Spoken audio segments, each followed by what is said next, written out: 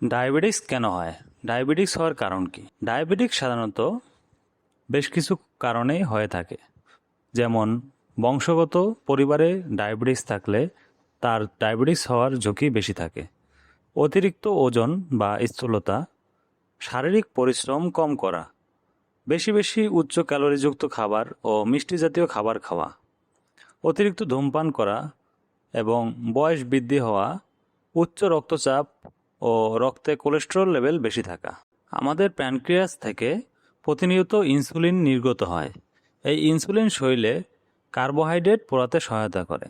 মানে আপনার ভাত, ফল, রুটি, দুধ, চিনি যাই খাই আমরা, এগুলো থেকে যে কার্বোহাইড্রেট তৈরি হয়, এই কার্বোহাইড্রেট ইনসুলিন নিয়ন্ত্রণ করে।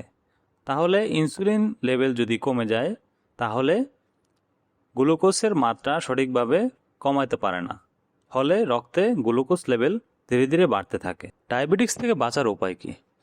নিয়মিত ব্যায়াম করুন, প্রতিদিন অন্তত 30 মিনিট হাঁটুন, ওজন নিয়ন্ত্রণে রাখুন, বেশি বেশি ফল, ডাল, শাকসবজি এবং আঁশযুক্ত খাবার খান।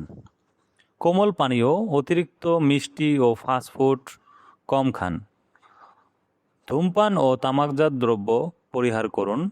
পর্যাপ্ত ঘুম, 8 থেকে 9 ঘন্টা ঘুম নিশ্চিত করুন। নিয়মিত স্বাস্থ্য পরীক্ষা করুন, বিশেষ করে পরিবারের কারো ডায়াবেটিস থাকলে নিয়মিত চেক আপ করুন। ডায়াবেটিসের সাধারণত লক্ষণগুলো কি কি? বারবার প্রস্রাব হওয়া, বেশি বেশি পিপাসা লাগা, বেশি বেশি ক্ষুধা লাগা, ওজন কমে যাওয়া, দুর্বল লাগা, ক্ষত শুকাতে দেরি হওয়া এবং চোখে ঝাপসা দেখা।